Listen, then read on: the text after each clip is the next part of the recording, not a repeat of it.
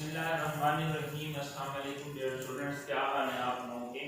उम्मीद है आप लोग सब खैरियत से होंगे। बहुत से स्टूडेंट्स ने हमें अल्हम्दुलिल्लाह ज्वाइन कर लिया है और मोस्टली स्टूडेंट्स हमें ज्वाइन किए जा रहे हैं।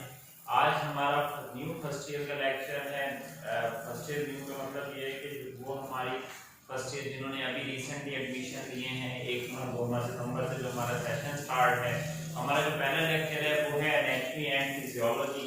ये एनाटॉमी एंड फिजियोलॉजी की बुक है, सब लोग ये वाली बुक खोल लें। इसका हम पहला चैप्टर हम स्टार्ट करने लगे हैं, एनाटॉमी एंड फिजियोलॉजी। होपफुली आप सब लोगों को मेरी आवाज़ आ रही होगी। अगर किसी को स्टूडेंट को आवाज़ नहीं आ रही तो अपनी सेटिंग देखें, मोस्टली को आ रही है।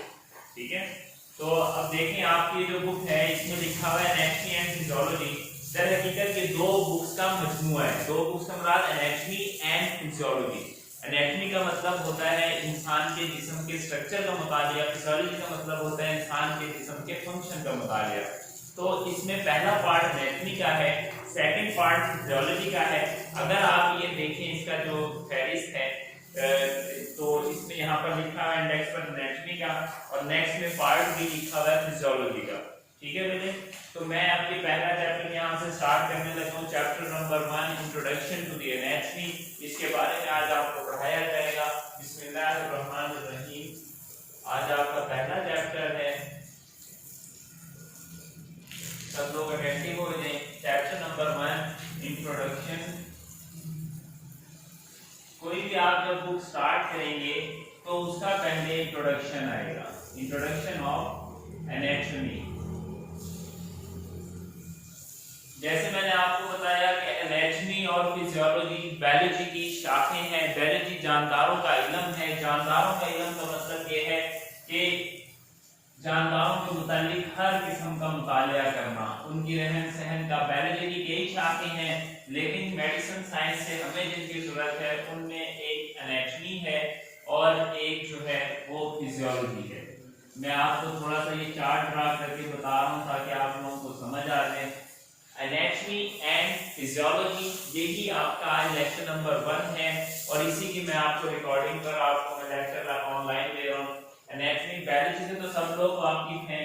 जानदारों के इल्म को बायोलॉजी कहते हैं। लॉजी का मतलब होता है, लॉजी कहते हैं नॉलेज को और बायो कहते हैं लाइफ को। तो लाइफ का इल्म, एनाटॉमी जो है ये किसी भी चीज के स्ट्रक्चर का इल्म है, किसी भी चीज के स्ट्रक्चर का इल्म है। और फिजियोलॉजी जो है ये किसी भी चीज के फंक्शन का इल्म है, फंक्शनिंग। फंक्शन, स्ट्रक्चर कहते हैं साख को और फंक्शन कहते हैं उसके काम करने के तरीके को, काम को, कि वो कैसे फंक्शन कर रहा है। Anatomy is the structure, study of structure and physiology is the study of the function. अगर आप इंसान का मुतालिया कर रहे हैं तो ह्यूमन एनाटॉमी कहलाएगा, जानवर का मुतालिया कर रहे हैं तो एनिमल एनाटॉमी कहलाएगा, प्लांट का मुतालिया कर रहे हैं तो प्लांट एनाटॉमी कहलाएगा। क्योंकि हम मेडिसिनल फील्ड में ह्यूमंस हैं और हमारा ताल्लुक इंसानों से है, हम मेडिसिन भी ह्यूमन इंसानों की पढ़ रहे हैं, लिहाजा हम एनाटॉमी भी इंसानों की पढ़ेंगे। तो अपनी बुक्स को प्लीज ओपन कीजिए और बुक्स में मैं आपको पहला चैप्टर जो हमारा इंट्रोडक्शन है उसके बारे में मैं आपको रीड करवाता हूँ। मैंने आप लोगों को बता दिया, इसका नॉलेज मैंने बेसिक आपको दे दिया कि एनाटॉमी किसी भी चीज का स्ट्रक्चर स्टडी करोगे तो वो एनाटॉमी है। इसकी मिसाल ऐसी है जैसे आपके मोबाइल फोन का अगर आप स्ट्रक्चर देखेंगे तो उसमें आपको पता चलेगा कि ये इसकी केसिंग है, ये इसकी बैटरी है, ये इसकी एलसीडी है, ये इसका बटन है, ये ऑन ऑफ है, ये कैमरा है, ये वॉल्यूम अप डाउन है। और फंक्शन जब देखोगे कि भाई मोबाइल जब ऑन होता है, आप इसकी कौन सी ऐप को टिक करते हैं तो आगे क्या खुलता है, ये कैसे चलता है, ये कैसे आवाज रिकॉर्ड करता है, ये उसका फंक्शन है। तो फंक्शन उसकी फिजियोलॉजी है, एनाटॉमी उसका स्ट्रक्चर है। इसी तरह जब इंसान अपने ऊपर इसको लागू कर ले, मिसाल के तौर पर ये मेरा हाथ है, इसमें कितनी उंगलियां हैं, ये स्ट्रक्चर है और ये कैसे काम करती हैं, कैसे मुड़ गया, कैसे खुल गया, ये बाजू कैसे ऊपर चला गया, कैसे नीचे आ गया, ये फंक्शन है कि ये कैसे हिल रहा है, जुल रहा है, चल रहा है, कूद रहा है, आगे जा रहा है, पीछे जा रहा है। इसी तरह दिल का स्ट्रक्चर का मुतालिया करना कि दिल कैसे धड़क रहा है, तो ये उसका फंक्शन है। दिल के कितने खाने हैं, कितने वॉल हैं, कितनी नालियां हैं, ये उसका स्ट्रक्चर है। ठीक है भाई, तो अब आपको मुझे उम्मीद है कि समझ लगती होगी कि स्ट्रक्चर और फंक्शन में बेसिकली क्या फर्क है। तो अब मैं आपको इसका इंट्रोडक्शन पढ़ा रहा हूँ। इंट्रोडक्शन जरा सा, किसी भी चीज के इंट्रोडक्शन जो होता है वो उस चीज के पूरी समराइज किया होता है उस चीज को समझाने के लिए। अब इंट्रोडक्शन में पहली लाइन है चैप्टर नंबर 1 पर, अपने बुक्स को ओपन कर लें please. You are about to begin the study of one of nature's most wondrous structure. You are about to begin, आप शुरू करने जा रहे हैं। You are, आप हैं, about to begin, शुरू करने जा रहे हैं study मुतालिया of one of nature's most wondrous structure, कुदरत के इंतहाई हैरानकुन स्ट्रक्चर में से एक का। एक का नेचर, कुदरत के मोस्ट इंतहाई वंडरस हैरानकुन स्ट्रक्चर्स में से एक का मुतालिया करने जा रहे हैं। The human body, इंसानी जिस्म का, anatomy and physiology। वो कह रहे हैं कि ह्यूमन बॉडी में आप उसके स्ट्रक्चर का मुतालिया करने जा रहे हैं जो कि एनाटॉमी है, और फिजियोलॉजी में आप उसके फंक्शंस का मुतालिया करोगे। ठीक है, तो physiology are branches of biology. वो कह रहे हैं एनाटॉमी और फिजियोलॉजी बायोलॉजी की ब्रांचेस हैं that are concerned, जिनका वास्ता है with the form and functions of the body, इंसान के जिस्म की साख और फंक्शन के साथ। फॉर्म कहते हैं साख को, शक्ल को, स्ट्रक्चर को, फॉर्म कहते हैं शक्ल को। तो एनाटॉमी का ताल्लुक इंसान के जिस्म की शक्ल से है, बनावट से है, स्ट्रक्चर से है और शेप से है, जबकि फिजियोलॉजी का काम उसके फंक्शन से है।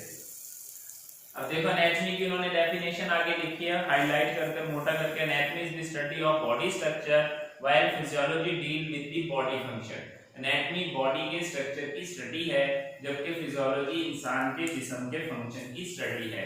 इतना तो सबको बेसिक समझ लग गया। मतलब ये हुआ कि आपको जो एनाटॉमी का बुक है इसमें आप अपनी हड्डियों की शेप देखोगे, हड्डियों की तादाद पढ़ोगे, गोश्त के मसल्स की शेप देखोगे, दिल की शेप देखोगे, फेफड़ों की शेप देखोगे, उनका शेप, उनकी शक्ल, उनका स्ट्रक्चर कैसा है, और फिजियोलॉजी में इन सब चीजों के फंक्शन पढ़ेंगे। आगे लिखा हुआ है नेक्स्ट पैराग्राफ में, दैट इज हाउ, इसीलिए the body parts work to support life, हमारे जिस्म के सारे हिस्से, सारे अज्जा एक साथ मिलकर काम करते हैं और हमारी जिंदगी के फंक्शन को सपोर्ट करते हैं।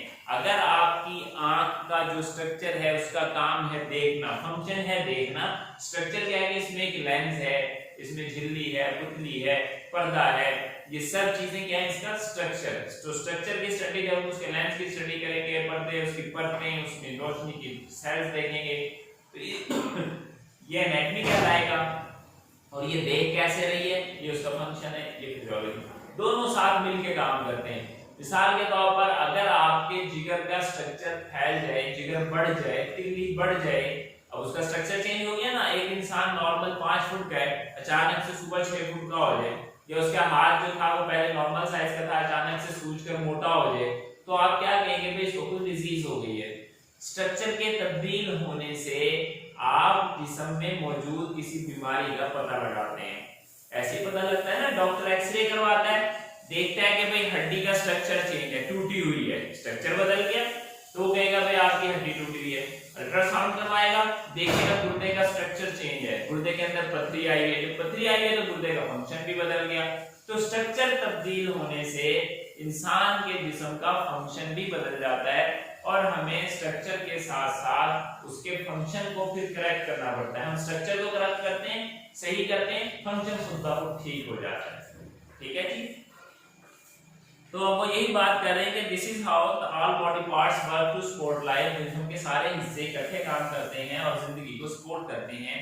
As you learn about the complex interdependence of structure, as you learn, जैसे जैसे आप सीखेंगे about के बारे में, complex पेचीदा interdependence, आपस में खुद इन्हिसारी पर of structure and function in human body, इंसान के जिस्म के स्ट्रक्चर और फंक्शन का एक दूसरे के साथ आपस में खुद इन्हिसारी, यानी स्ट्रक्चर और फंक्शन एक दूसरे के साथ मुनहसिर हैं।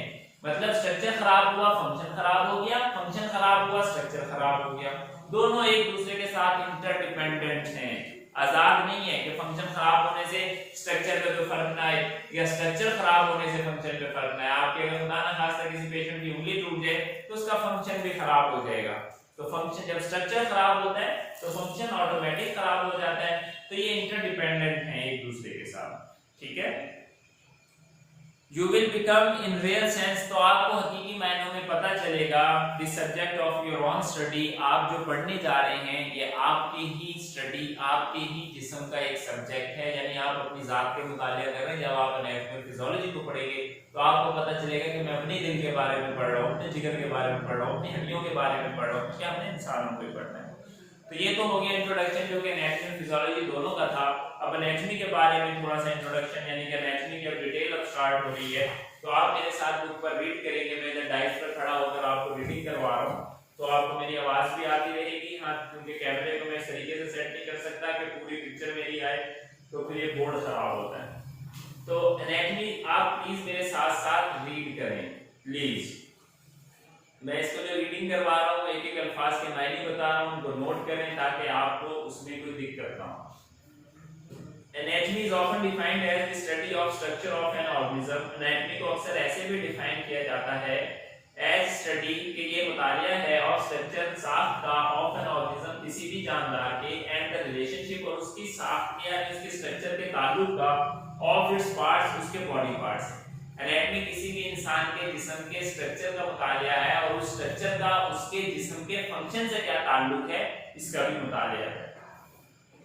The word anatomy is derived from two Greek words. Anatomy का लफ्ज दो लातीनी ज़बान से निकला है, लातीनी अल्फाजों से निकला है। Ana mean up and tamos और tomos mean cutting। वो कह रहे हैं एनाटॉमी का लफ्ज लातीनी ज़बान ग्रीक वर्ड से बनाया गया है और ग्रीक दो वर्ड्स एना एंड टोमोस से। एना मीन अप, टोमोस मीन कटिंग, यानी अपर पार्ट को कट करके स्ट्रक्चर का मुतालिया करना।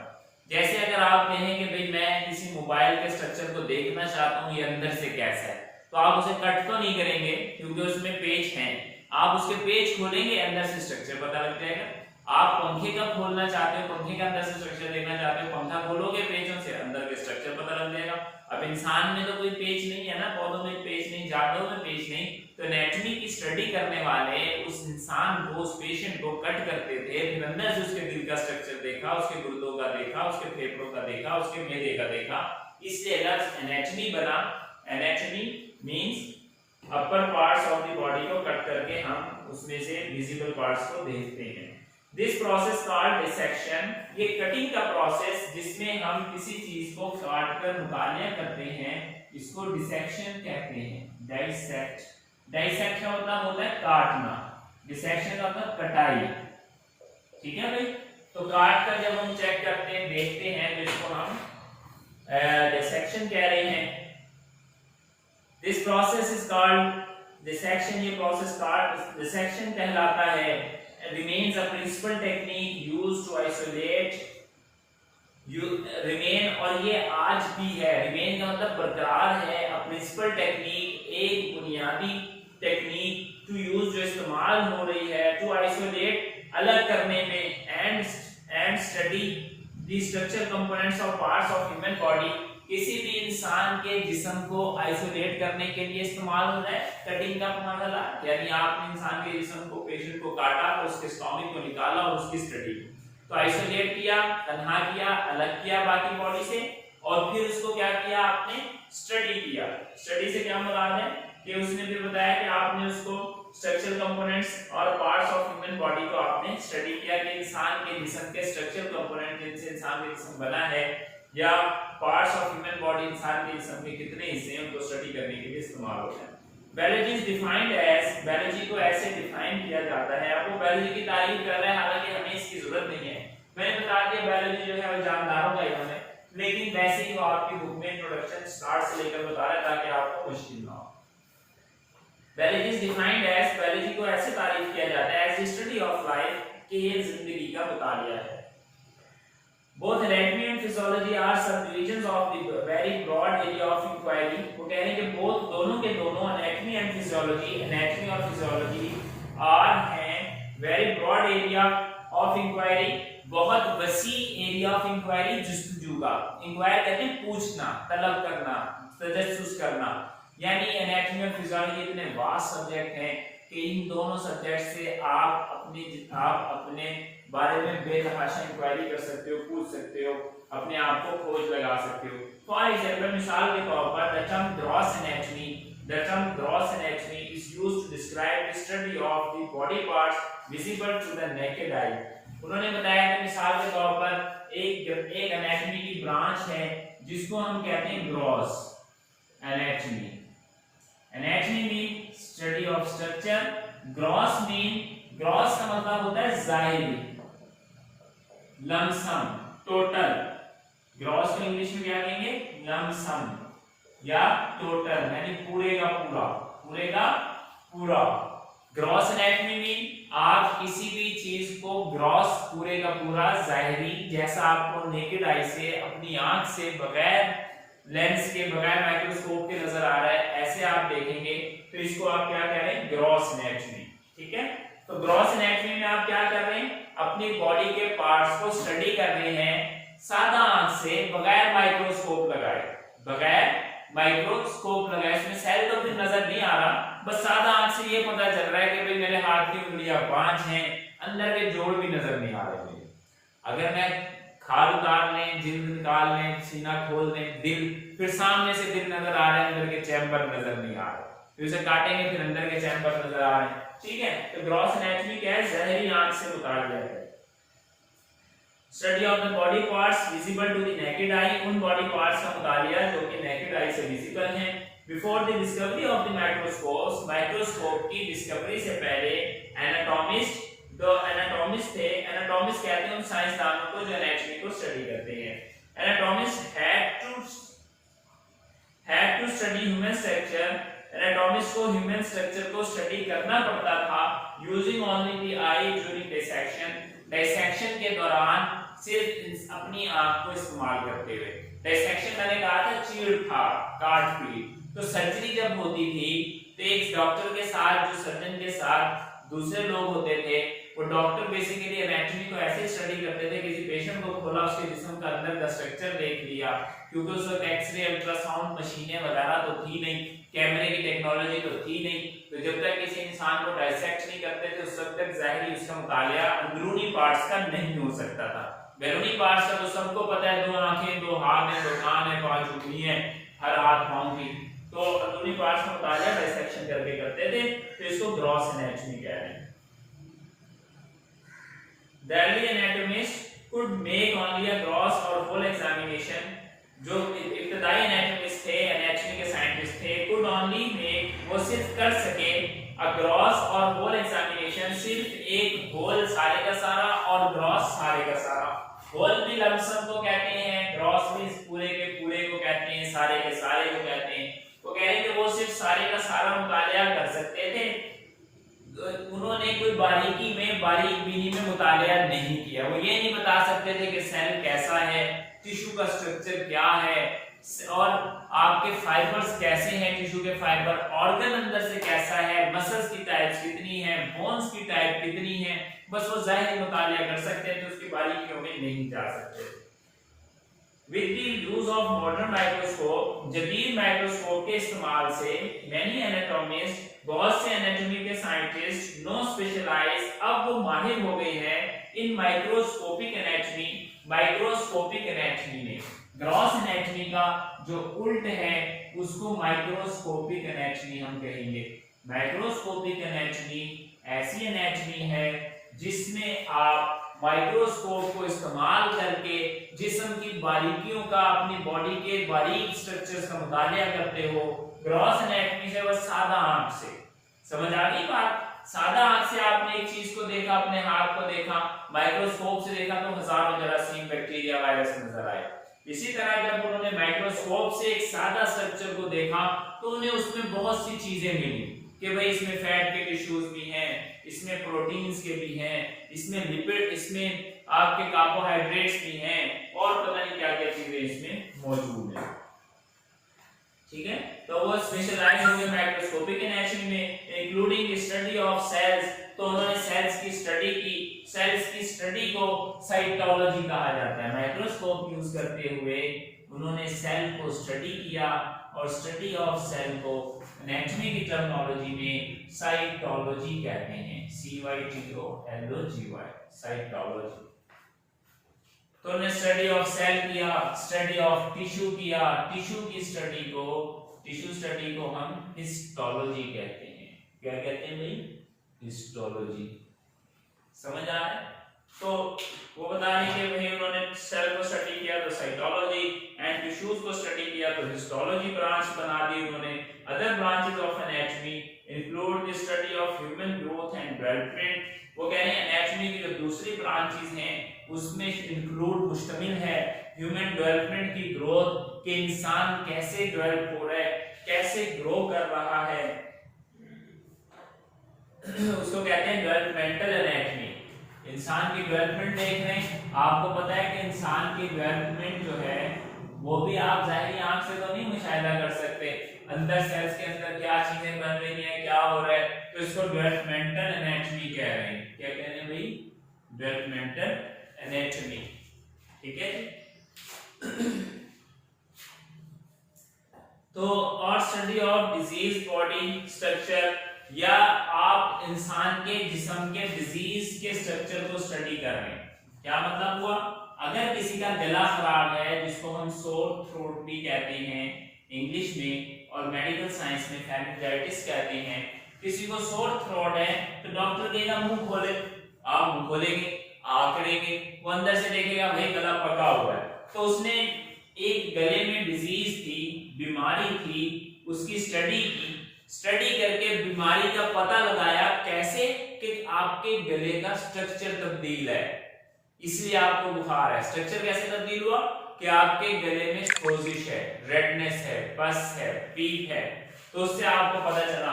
तो इस स्ट्रक्चर को स्टडी करके जो हम एनाटॉमी मुतालिया कर रहे हैं, सॉरी डिजीज स्टडी करने के लिए जो हम स्ट्रक्चर स्टडी कर रहे हैं, उसको हम पैथोलॉजिकल एनाटॉमी कहेंगे। Pathological anatomy. याद रखिएगा कि पैथोलॉजिकल का मतलब है बीमारी वाला। पैथ का लफ्ज कहीं भी आ जाए, path, path, PH path English में रास्ते को कहते हैं, लेकिन मेडिकल साइंस में पैथ कहते हैं डिजीज को, बीमारी को। पैथोलॉजी बीमारी की study, logy mean study, biology जानदारों की स्टडी, पैथोलॉजी बीमारी की स्टडी। ठीक है, तो इसको पैथोलॉजिकल एनाटॉमी कहते हैं, पैथ मीन बीमारी। तो मैंने यहाँ पर आपको इंट्रोडक्शन बताया एनाटॉमी का, मैं इस इंट्रोडक्शन को दोबारा रिपीट करता हूँ। इंट्रोडक्शन बज़ाहिर पेपर के लिहाज से तो कोई इंपॉर्टेंट नहीं है, लेकिन पेपर के लिहाज से जो इंपॉर्टेंट है एनाटॉमी की डेफिनेशन, फिजियोलॉजी की डेफिनेशन, और इसका जनरल कांसेप्ट जो मैं आपको आज बताया है। जनरल कांसेप्ट ये था कि introduction to anatomy, anatomy biology की एक शाख है, बायोलॉजी जानदारों के इल्म को कहते हैं। अब जानदारों का इल्म हासिल करना हर किस्म का, हर किस्म से मुराद ये कि उसकी स्ट्रक्चर कैसा है, उसका फंक्शन कैसा है, उसकी खुराक कैसी है, उनका रहन सहन कैसा है, उनका अफ़ज़ाइश नस्ल का तरीका कैसा है, ये सब चीजें बायोलॉजी की शाखें हैं। उन बायोलॉजी की शाखों में जो मेडिकल साइंस से हमें ताल्लुक रखती हैं, एक का नाम एनाटॉमी है, एक का नाम फिजियोलॉजी है। एनाटॉमी में मैंने आपको बताया, हम आज एनाटॉमी पढ़ रहे हैं। एनाटॉमी में जब हम इंसानी जिस्म के स्ट्रक्चर की स्टडी करेंगे तो उसको हम एनाटॉमी कहेंगे। स्ट्रक्चर मीन साफ, फंक्शन मीन काम। मेरे हाथ का स्ट्रक्चर जो है, यहाँ से बाजू कंधे से शुरू हुआ, कोहनी पर जोड़ आया, फिर कलाई में जोड़ आया, फिर हथेली, फिर उंगलियां 5 बाहर निकली, ये सब मैंने आपको स्ट्रक्चर बताया।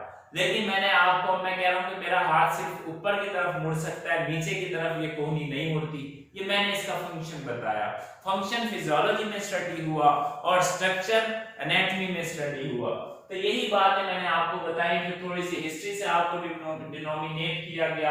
हिस्ट्री में ये बताया गया कि माजी में सिर्फ जब माइक्रोस्कोप इजाद नहीं हुई थी तो साइंटिस्ट को रिलाय करना पड़ता था महज ज़ाहिरी मुशाहिदे पर। जिस्म का सिर्फ ज़ाहिरी मुशाहिदा कर सकते थे कि उंगलियां 5 हैं, किसी की 6 हैं, लेकिन जब तक एक्सरे, माइक्रोस्कोप, अल्ट्रासाउंड टेक्निक्स नहीं आई थी, हम डीप नहीं जा सकते थे।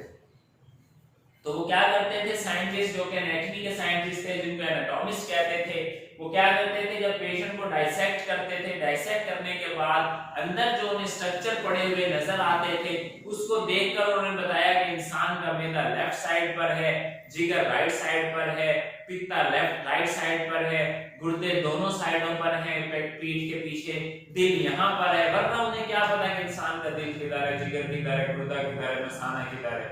तो इसी तरह ग्रॉस एनाटॉमी की डाइसेक्शन कर चीर फाड़ के दौरान। लेकिन जब माइक्रोस्कोप आई तो माइक्रोस्कोप से जो एनाटॉमी के स्ट्रक्चर को स्टडी किया गया उनको माइक्रोस्कोपिक एनाटॉमी कहा गया। सेल की बारीकी को देखा गया और उस एनाटॉमी की उस ब्रांच में जिसका नाम साइटोलॉजी रखा गया, टिश्यू की बारीकी को देखा गया एनाटॉमी की उस ब्रांच में जिसका नाम हिस्टोलॉजी रखा गया। इसी तरह बीमारियों के लिए एनाटॉमी को स्टडी किया गया। जैसे किसी इंसान का जिगर बढ़ जाए, फैटी लिवर हो जाए, अल्ट्रासाउंड में कहेंगे आपका जिगर बढ़ रहा है, तो आप बीमार होंगे तो अल्ट्रासाउंड करवा रहे हैं। आपकी तिल्ली बढ़ रही है, आप बीमार थे तो डॉक्टर ने कहा कि भाई अपना अल्ट्रासाउंड कराओ ताकि मुझे पता चले। आपका दिल बढ़ रहा है, बीमार थे तो इको करवाया। तो स्ट्रक्चर तब्दील हुआ ना, बढ़ गई कोई चीज तो बीमारी भी हो गई, तो इसको कहते हैं पैथोलॉजी। याद रखिएगा, जब पैथोलॉजी कोई बीमारी होती है जो कि आपकी बॉडी के स्ट्रक्चर के तब्दील होने से होती है, तो आपकी बॉडी का फंक्शन भी बदल जाता है। दिल का स्ट्रक्चर बदलेगा तो उसका फंक्शन भी खराब हो जाएगा। जैसे आपके दरवाजे का गेट है आपका, उसका कब्जा टूट जाए, अब टूटा कब्जा है, दरवाजा वैसे का वैसा है, लेकिन उसके एक स्ट्रक्चर की तब्दीली से उसका फंक्शन खराब हो गया, या वो बंद नहीं होगा, या वो खुलेगा नहीं, या आवाज करेगा, चिड़चिड़ करेगा, तो ये फंक्शन बदल गया ना। स्ट्रक्चर बदलने से फंक्शन बदल जाता है, और स्ट्रक्चर और फंक्शन दोनों एक दूसरे के साथ मिलकर काम करते हैं। यही बताया गया कि एनाटॉमी और फिजियोलॉजी दोनों एक दूसरे के साथ इंटरडिपेंडेंट हैं। इसीलिए इन दोनों को एक बुक में आपको हम स्टडी करवाएंगे, पहले स्ट्रक्चर की स्टडी फिर फंक्शन की स्टडी। तो इसके बाद आपके पास एक डेफिनेशन है जिसको हम ह्यूमन एनाटॉमी या एनाटॉमी की दोबारा से उन्होंने डेफिनेशन की हुई है, ये मैं आप लोगों को पढ़ा देता हूँ। It is the branch of medical science. सारी बातें पुरानी पहले भी बता दिया, अभी उन्होंने जरा सा साइंसी तरीके से इसको लिखा हुआ है। It is the branch of medical science which deal with the study of structure of plant and animal. वो कह रहे हैं कि जनरल एनाटॉमी वो है जो प्लांट और एनिमल के स्ट्रक्चर की स्टडी करेगी। जैसे मैंने आपको बताया कि इंसानों के स्ट्रक्चर की स्टडी करोगे तो ह्यूमन एनाटॉमी, प्लांट के स्ट्रक्चर की स्टडी करोगे तो प्लांट एनाटॉमी, एनिमल के स्ट्रक्चर की स्टडी करोगे एनिमल एनाटॉमी, मोबाइल के स्ट्रक्चर की स्टडी करोगे मोबाइल एनाटॉमी, बिल्डिंग के स्ट्रक्चर की स्टडी करोगे तो आर्किटेक्चरल एनाटॉमी। यानी स्ट्रक्चर किसी भी चीज का हो तो एनाटॉमी क्या है, जानदारों का स्ट्रक्चर, और हमारा ताल्लुक ह्यूमन एनाटॉमी से है। नीचे डेफिनेशन ऑफ ह्यूमन एनाटॉमी भी लिखी हुई है अपनी बुक में, आप पढ़ें। It is the branch of medical science. ये मेडिकल साइंस की वो शाख है which deal जिसका वास्ता है with the study of structure, study मुताले के साथ, of structure साख के, of different organs मुख्तलिफ जिस्म के हिस्सों के, and parts of human body और जिस्म के हिस्सों के। organ कहते हैं उज़्व को और parts कहते हैं हिस्सों को। organ किसको कहते हैं भाई, उज़्व, organ। याद रखिएगा, ऑर्गन, आपका दिल एक ऑर्गन है, आपकी आंखें एक ऑर्गन है, आपका दिमाग एक ऑर्गन है, और बाकी जिस्म के पार्ट्स ये सब मिलके जिस्म बनाते हैं। दिल, गुर्दे, फेफड़े, एक एक ऑर्गन जुड़ा और जिस्म के पार्ट्स बने। मैं आपको यहाँ पर थोड़ा सा इंट्रोडक्शन देता हूँ, जरा मैं नीचे लिख रहा हूँ ताकि आप लोगों को पता लग जाए। याद रखिएगा कि इंसान, हर इंसान सेल से बना है। किससे बना है भाई, सेल से। जब बहुत ज्यादा सेल्स आपस में मिल जाते हैं, नंबर ऑफ सेल्स की तादाद बढ़ जाती है, तो जो स्ट्रक्चर बनता है उसको हम टिश्यू कहते हैं। जब बहुत ज्यादा टिश्यूज आपस में मिल जाते हैं तो एक स्ट्रक्चर बनता है, उसको हम ऑर्गन कहते हैं। क्या मतलब हुआ, आप सेल को समझ लो कि ये एक ईंट है। जब बहुत ज्यादा ईंटें मिल जाती हैं तो एक दीवार बन जाती है। जब बहुत ज्यादा दीवारें आपस में जुड़ जाती हैं तो एक बिल्डिंग बन जाती है। फिर एक स्ट्रक्चर, एक कमरा, एक बिल्डिंग नजर आती है।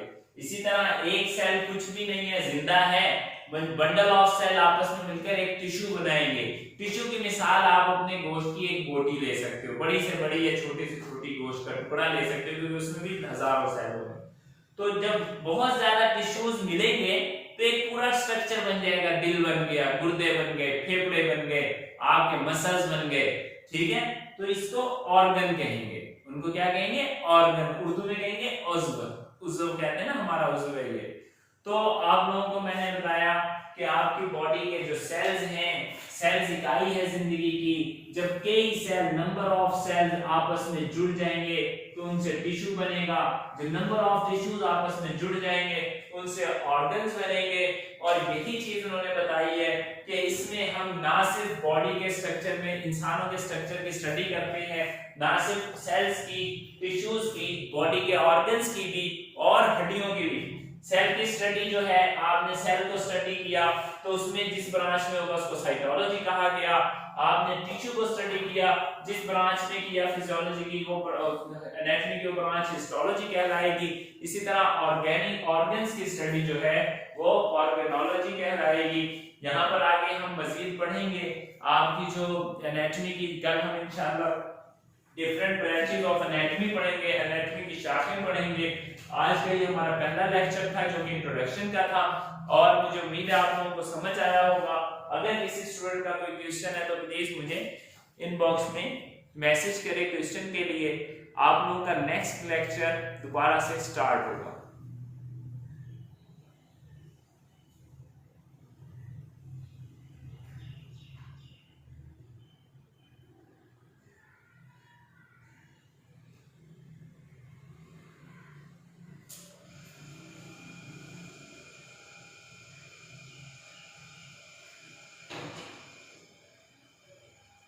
आप